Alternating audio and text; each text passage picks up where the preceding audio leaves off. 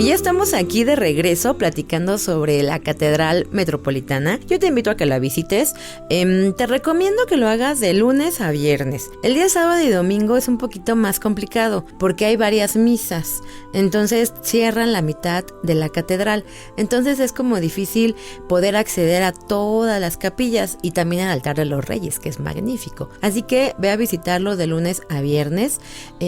Existen dentro de la Catedral Metropolitana dos áreas que son laterales, que son las capillas. En los laterales existen 7 capillas del lado derecho y 7 capillas del lado izquierdo. Además tiene 5 altares principales, que es el altar del perdón, es el primer altar que tú ves cuando entras a la catedral. Luego el altar mayor, que también es muy interesante. El altar de los Reyes, que está detrás del altar mayor. Y el altar de la Virgen de Zapopan y el altar de la Divina Providencia, del lado derecho e izquierdo del altar de los Reyes. Realmente es bien interesante. Vamos a platicar de algunos elementos. Primero de las fachadas. Las fachadas son magníficas y yo te comentaba que don Manuel Tolsá, este arquitecto valenciano, es quien termina la catedral. Cuando tú visitas este espacio te vas a dar cuenta que tiene todos los estilos arquitectónicos y es lógico porque empezó a construirse en 1524, le toca el barroco, todos los tipos de barroco y después llega el neoclásico con don Manuel Tolsá que la termina y entonces vas viendo la evolución de los estilos arquitectónicos. A mí me encanta este lugar, sobre todo porque la gente puede ver, este es el barroco tablerado, este es el barroco sobrio, este es el barroco churrigueresco, etcétera. Entonces puedes identificar muchos elementos que es muy difícil encontrar todos reunidos en un solo espacio. Y una vez que entras a esta catedral que te comentaba yo, la fachada la termina Manuel Tolsá, entras por la puerta procesional derecha.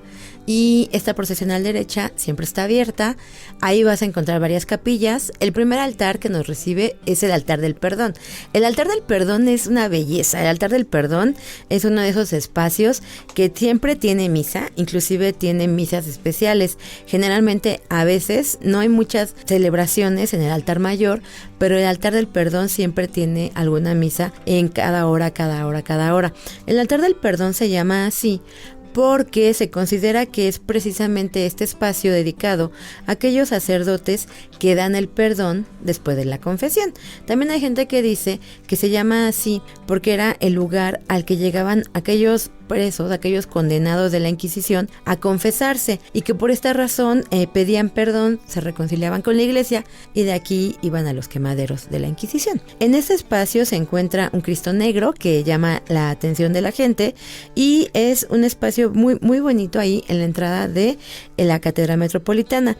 Después de este altar sigue el altar mayor. El altar mayor, muchas personas generalmente piensan que es este espacio hecho en piedra de Tecali. Te voy a poner una imagen porque vale la pena que lo ubiques.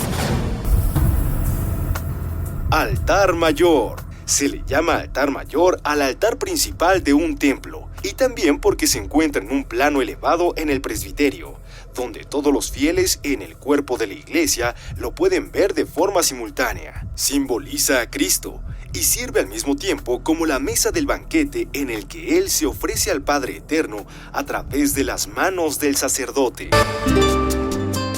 El altar mayor era un espacio, pues el más sagrado realmente dentro de la Catedral Metropolitana. Inclusive muchos años antes del altar nuevo de Tecali, había un altar que era una especie de un conjunto de columnas, un baldaquino le llamaban, o el ciprés de la catedral.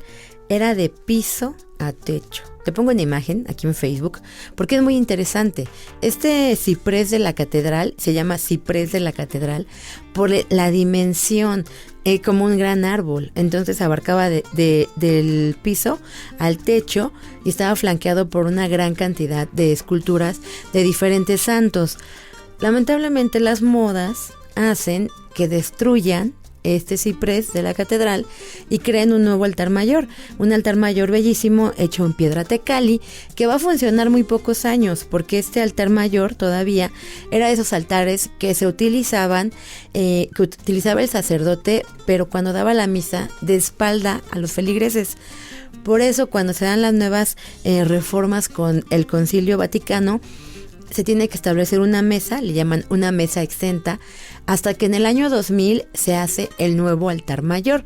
El nuevo altar mayor te lo pongo aquí en Facebook, en nuestra página Visitas Guiadas México, porque es una mesa que tiene 3 puntas que van hacia el centro y esa mesa representa la Trinidad, Dios Padre, Hijo y Espíritu Santo.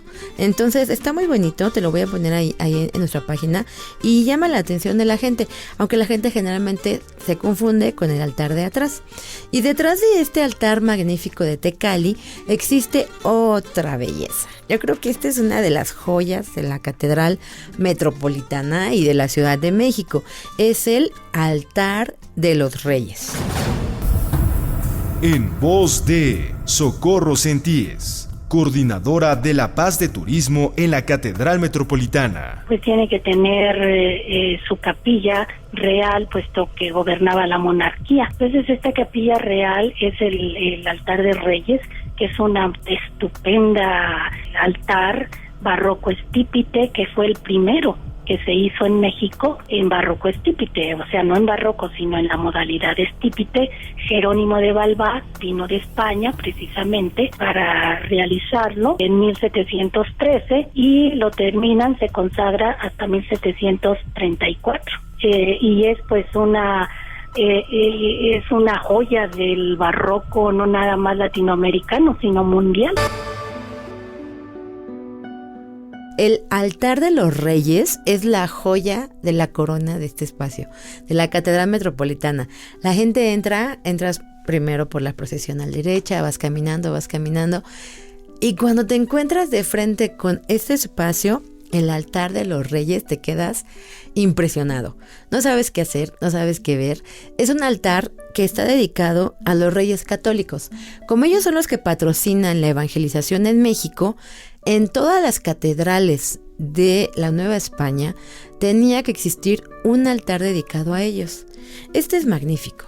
El estilo es barroco estípite o churrigueresco. Fue hecho por Jerónimo de Balbás. Jerónimo de Balbás, arquitecto y escultor español, introdujo uno de los elementos más característicos del barroco mexicano, el estípite. A principios del siglo XVIII se trasladó a Madrid y más tarde a Sevilla, donde realizó el suntuoso retablo del Sagrario de la Catedral Hispalense, destruido por el fuego en 1824. Posteriormente viajó a México y en 1718 comenzó a trabajar en su obra cumbre, el retablo de los Reyes de la Catedral de México. La complejidad de esta pieza tiene su origen en su adecuación a la planta de la capilla. Verticalmente se divide en 3 calles separadas por estípites. En la central se disponen 2 lienzos de Juan Rodríguez Juárez, la Adoración de los Reyes y la Asunción, y en las laterales se abren varias hornacinas.